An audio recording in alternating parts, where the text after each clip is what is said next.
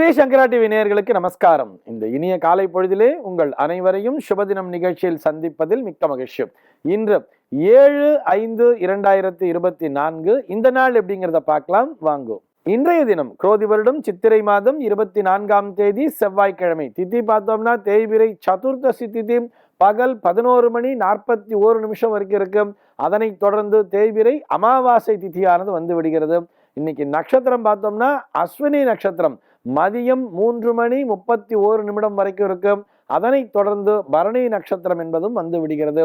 இந்த நாள் முழுவதுமே ஒரு சித்தயோகம் கூடிய நாளாக அமைந்திருக்கிறது.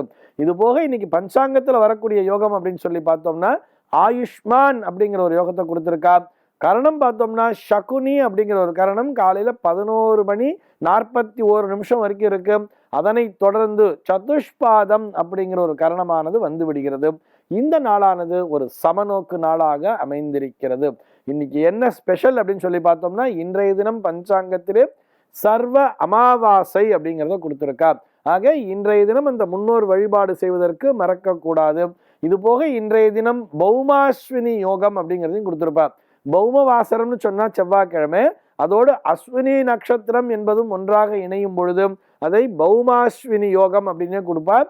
ஆக இன்றைய தினம் அஸ்வினி நட்சத்திரம் என்பது மதியம் 3:31 வரை இருப்பதால் இந்த நாளிலே இந்த பௌமாஸ்வினி யோகம் என்பது சம்பவிக்கிறது. இந்த நாளில் நம்ம இந்த பௌமாஸ்வினி டைம்ல நம்ம என்ன பண்ணலாம்னு சொல்லி பார்த்தோம்னா அந்த செவ்வாயால் கிடைக்கக்கூடிய லாபங்கள், அதாவது ஏதோ ஒரு இடத்த போய் பார்க்குறோம், அந்த இடத்த பார்க்கறதுக்கு மாத்திரம் நம்ம ஏதோ ஒரு இடத்த வாங்கணும்னு நினைச்சா அந்த இடத்த போய் இன்னைக்கு ஒரு விசிட் அடிச்சுட்டு வரலாம். அந்த இடத்துல போய் நம்ம கால் வைக்கும் பொழுது அந்த இடமானது அந்த ஸ்தான லாபம் அப்படிங்கிறது நமக்கு கிடைக்கும் அப்படின்னு சொல்லுவார். அதே மாதிரி ஏதோ ஒரு கோர்ட்டு கேஸ் நடந்துகிட்டு இருக்கு அப்படின்னு சொன்னா கூட அந்த கேஸ் தேவையில்லாம இழுத்துட்டு இருக்குன்னு சொன்னா இன்னைக்கு போய் அட்வொகேட்டை அந்த டைமுக்குள்ள பார்த்து, அதாவது மதியம் 3:31 போய் பார்த்துட்டு சார் இதுல எப்படி அடுத்த ஸ்டெப் எடுக்கலாம் அப்படின்னு சொல்லி ஒரு டிஸ்கஷனுக்குள்ள கூட போகலாம். அதன் மூலமாக நமக்கு ஏதோ ஒரு பாயிண்ட்டுங்கிறது கிடைச்சும் அந்த கேஸ்ல இருந்து நம்ம ஈஸியா விடுபடலாம் அப்படிங்கிறதுக்காக சொல்றேன். இது போக இன்னைக்கு வேற என்ன ஸ்பெஷல் அப்படி கொடுத்துருக்கா அப்படின்னு சொல்லி பார்த்தோம்னா இன்றைய தினம் கிருஷ்ணாங்காரக சதுர்தசி புண்ணிய காலம்னு சொல்லி கொடுத்துருக்கா. அதாவது அங்காரகன்னு சொன்னா செவ்வாய்க்கிழமைன்னு தெரியும். அதுவும் கிருஷ்ணபக்ஷத்திலே தேய்பிரையிலே வரக்கூடிய அந்த சதுர்தசி திதி என்பதும் இன்றைய தினம் காலை பொழுதில இருக்குல்லவா. ஆக இந்த நாளானது ஒரு கிருஷ்ணாங்காரக சதுர்தசி புண்ணிய காலம்னு சொல்லி கொடுத்துருக்கா. இந்த காலத்துல என்ன செய்யணும், இது என்ன ஸ்பெஷல் அப்படின்னு சொன்னா இந்த நேரத்திலே யம தர்ப்பணத்தை செய்ய வேண்டியது. சார் இந்த யம தர்ப்பணம் எனக்கு எப்படி செய்யணும்னு தெரியாதுன்னு சொன்னா கூட இதுல ஒன்றும் ரொம்ப பெரிய கஷ்டமே இல்லை. ஸ்நானம் பண்ணிட்டு வந்து கையில ஜலத்தை எடுத்துக்க வேண்டியது, அப்படியே உட்கார்ந்துண்டு நேரா யமதர்மராஜம் தர்ப்பயாமி யமதர்மராஜம் தர்ப்பயாமி யமதர்மராஜம் தர்ப்பயாமின்னு சொல்லி ஜலத்தை கீழே விட்டாலே போதுமானது. அதாவது இது எதுக்காக சார் பண்றோம் அப்படின்னு சொன்னா பிசாச்ச மோச்சனம் அப்படின்னு கொடுத்துருக்கா. பிசாச்ச மோச்சனம் அப்படின்னு சொன்னா நம்முடைய பரம்பரையிலே அல்லது நம்முடைய நண்பர்களோ அல்லது உறவினர்களோ யாரோ ஒருவர் அந்த துர்மரணம் என்பதை கண்டு ஏதோ அதாவது ஒரு சூசைடா கூட இருக்கலாம், அல்லது அவர்கள் கொலை செய்யப்பட்டிருக்கலாம், அல்லது ஒரு விபத்தின் மூலமாக கூட ஒரு மரணம் அடைந்திருக்கலாம். ஒரு அகால மரணம் அடைந்தவர்கள் பிசாசா சுத்தின்னு இருக்கா அப்படின்னு சொல்லுவா தெரியுமா. அந்த பிசாசு ரூபமாக சுற்றி கொண்டிருப்பவர்களுக்கு கூட ஒரு மோசனம் கிடைக்கக்கூடிய ஒரு விமோசனம் கிடைக்கக்கூடிய காலமாக இந்த காலமானது பார்க்கப்படுகிறது.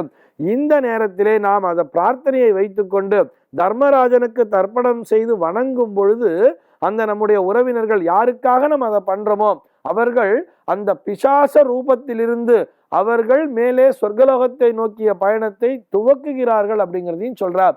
ஆக இந்த நாளானது ஒரு அலபியம்னு சொல்வார், அதாவது கிடைத்தற்கரிய நாளாகவே பார்க்கப்படுகிறது. இந்த கிருஷ்ணாங்காரக சதுர்தசி புண்ணிய காலம் என்பது மிகவும் ஒரு விசேஷமான ஒரு கிடைத்தற்கரிய நாள். நம்முடைய உறவினர்களிலே இல்லை அப்படின்னு சொன்னா கூட நம்முடைய நட்பு வட்டத்திலேயோ அல்லது நமக்கு ரொம்ப தெரிந்த மனிதர்களோ இது போன்று ஒரு துர்மரணத்தை சந்தித்து அவர்கள் பிசாச ரூபமாக இருக்கிறார் அப்படிங்கிற மாதிரி நம்ம ஃபீல் பண்ணோம்னு சொன்னா அவர்களுக்காக வேண்டிக் கொண்டு அவர்களுக்காக பிரார்த்தனையை செய்து கொண்டு நாம் இந்த யமதர்ப்பணத்தை செய்யும் பொழுது அவர்களுக்கு அந்த பிசாச ரூபத்திலிருந்து விமோசனம் என்பது கண்டிப்பாக கிடைக்கும். சரி, சென்னையை பொறுத்தவரை இன்றைய தினத்தினுடைய சூரிய உதயம் என்பது காலை 5:49 சூரிய அஸ்தமனம் என்பது மாலை 6:21 சந்திர உதயம் என்பது அதிகாலை 5:42 சந்திர அஸ்தமனம் என்பது மாலை 5:45 சம்பவிக்கிறது. பிரம்ம முகூர்த்த காலம் என்பது நாளைய தினம் அதிகாலை 4:17 முதல் 5:48 வரையில் இருக்கிறது. இன்றைய தினத்தினுடைய ராகு காலம் என்பது மதியம் 3:13 முதல் மாலை 4:47 வரையிலும், யமகண்ட காலம் என்பது காலை 8:57 முதல் 10:31 வரையிலும், குளிகை காலம் என்பது மதியம் 12:05 முதல் மதியம் 1:39 வரையிலும் சம்பவிக்கிறது. தினாந்தம் என்பது இன்றைய தினம் இரவு 1:31 கொடுத்திருக்கார். இன்றைய தினத்தினுடைய சூலம் என்பது வடக்கே சூலம். பகல் 10:50 வரை அந்த சூல தோஷம் என்பது இருக்கிறது. இதற்குரிய பரிகாரமாக பால் அறிந்துவிட்டு தாராளமாக நீங்கள் வடக்கு நோக்கி பயணிக்கலாம் அப்படிங்கிறதையும் கொடுத்திருக்கா. இன்றைய தினத்தினுடைய ஆன்மீக தகவலாக நம்ம என்ன பார்க்க போறோம் சொல்லி பார்த்தோம்னா, இந்த தசதானங்கள் அப்படிங்கிறத பார்த்துட்டு வரோம். அந்த வரிசையிலே நம்ம கோதானத்தை பத்தி பார்த்துட்டோம், பூதானத்தை பத்தி பார்த்துட்டோம்.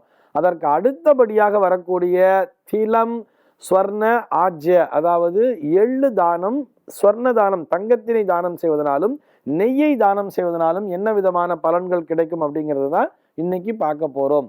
இந்த திலாஹா அப்படின்னு வரும்போது எள்ளு தானத்திற்கு என்ன தெரியுமா கொடுத்திருக்கா? பாபஹரா நித்யம் விஷ்ணோர் தேக சமுத்தவாகா திலதானான அசஹ்யம் மே பாப்பம் நாசய கேசவ. அதாவது எள் என்பது நித்தியமானது, பாவத்தை போக்குவது, விஷ்ணு பகவானின் தேகத்திலிருந்து உண்டானது அப்படின்னு சொல்றார். அதாவது கேசவான்னு சொல்லி முடிச்சிருக்கா இல்லையா, விஷ்ணு பகவானின் தேகத்திலிருந்து உண்டானது. ஹே கேசவா, இந்த தில தானத்தினால், இந்த எள்ளினை தானம் செய்வதன் மூலமாக என்னுடைய அந்த தாங்க முடியாத பாவத்தை நாசம் செய்வீராக. எவ்வளவு ரொம்ப ஒரு கொடுமையான பாவத்தினை செய்திருந்தாலும் அந்த பாவம் நீங்குவதற்கு இந்த தில தானம் என்பது மிகவும் பயனை தரும் அப்படிங்கிற மாதிரி நம்ம சாஸ்திரத்துல கொடுத்துருக்கா. அது கூட எப்படி தானம் பண்ணணும்னு சொன்னா, எள்ளினை ஒரு தாமிர பாத்திரத்துல போட்டு தானம் பண்ணணுமா. எள்ளு தானம் பண்றேன்னு சொல்லிட்டு என்ன பண்ணுவா, ஒரு பாக்கெட்டு, கடையில் விற்கிற பாக்கெட்டை வாங்கிட்டு வச்சு அதை கொண்டு போய் கையில கொடுக்கறதுக்கு பேர் தானம் இல்லை. எள்ளை என்ன பண்ணணும்னு சொன்னா, ஒரு கருப்பு எள்ளை வாங்கி கொஞ்சம் அதாவது ஒரு தாமிர பாத்திரத்தை வாங்கி அதிலே அந்த எள்ளு தானியத்தை போட்டு அதோடு தட்சணையை சேர்த்து தாம்பூலமாக பிராமணர்களுக்கு தானமாக கொடுக்க வேண்டும். இப்படி கொடுக்கும் பொழுது நம்முடைய அந்த பாவமானது, தாங்க முடியாத பாவம் என்பதும் நாசமாகி விடுகிறது அப்படின்னு சொல்றார். அடுத்தபடியாக ஹிரண்யம் என்று சொல்லப்படக்கூடிய அந்த தங்கம், அந்த தங்கத்தினை தானம் செய்ய வேண்டும்ங்கிறார். இதற்குரிய அந்த சங்கல்பம், அந்த மந்திரம் சொல்லும் போது எப்படி சொல்லுவா அப்படின்னு சொல்லி பார்த்தோம்னா, ஹிரண்ய கர்ப்ப கர்ப்பஸ்தம் ஹேமபீஜம் விபாவசோகோ அனந்த புண்ணிய பலதம் அதாந்திம் பிரயசமே சமஸ்த பாப க்ஷய காமஹா இதம் ஹிரண்யம் அக்னி தைவத்தியம் சதக்ஷிணாக்கம் சதாம்பூலம் பிராமணாய துப்யமகம் சம்பிரததே நமமா அப்படின்னு சொல்றார். இதற்கு என்ன அர்த்தம் சொல்லி பார்த்தோம்னா, ஹிரண்ய கர்ப்பர்னு யாருக்கு பேர்னா பிரம்மாவுக்கு பேரு. அந்த பிரம்மாவினுடைய கர்ப்பத்தில் உள்ள பொன்மயமான ஒளி வீசும் பரமாத்மாவின் இந்த விதையை, அதாவது ஒளி வீசக்கூடிய அந்த பரமாத்மாவினுடைய விதை எதுன்னு சொன்னா இந்த தங்கம் தான் சொல்றார். இந்த விதையை எல்லையற்ற பலனை அருளும் இதனை நான் தானம் செய்வதால் எனக்கு மனசாந்தியை அருள்வீராக.